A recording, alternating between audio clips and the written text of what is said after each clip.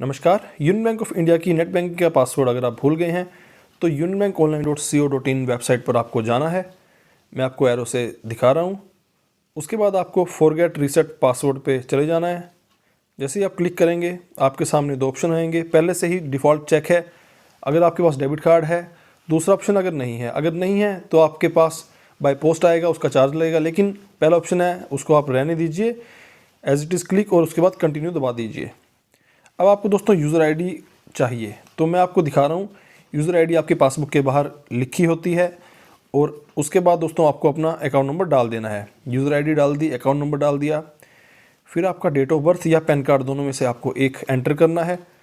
तो date of birth enter कर दी। उसके बाद आगे जाएंगे तो रिज़ल्ट पूछ रखा है 10 + 2 का क्या है। आपके सामने कुछ और ऑप्शन होगा तो इसका रिज़ल्ट है 12। मैं 12 दबाऊँगा, 12 एंटर करूँगा और कंटिन्यू दबा दूँगा। उसके बाद दोस्तों आपका ATM card number, ATM pin और ट्रांजैक्शन अमाउंट, लास्ट में आपने कितना जमा किया है या निकाला है। तो डेबिट या क्रेडिट में से एक आपको डाल देनी है एंट्री की लास्ट की 5 ट्रांजैक्शन में से। तो मैंने 450 जमा किए थे, क्रेडिट किया और उसके बाद क्रेडिट दबाने के बाद मैं कंटिन्यू करूँगा। अब मेरे पास एक ओटीपी आएगा मेरे रजिस्टर्ड मोबाइल नंबर पे।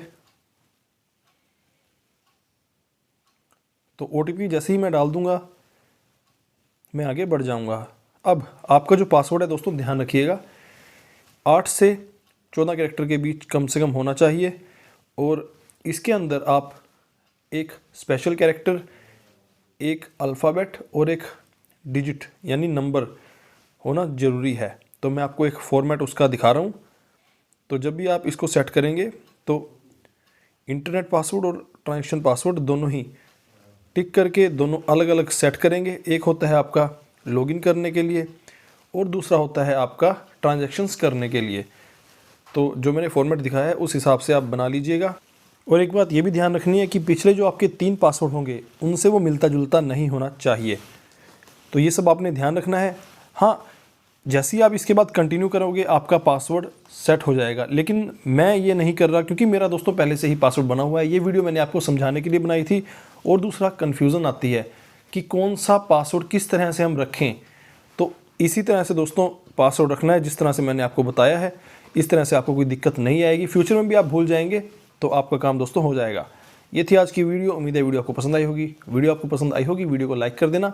अगर चैनल के साथ नहीं जुड़े हैं तो बैंकिंग की किसी भी तरह की आपको दोस्तों नॉलेज लेनी हो हमारे चैनल से आपको मिल जाएगी।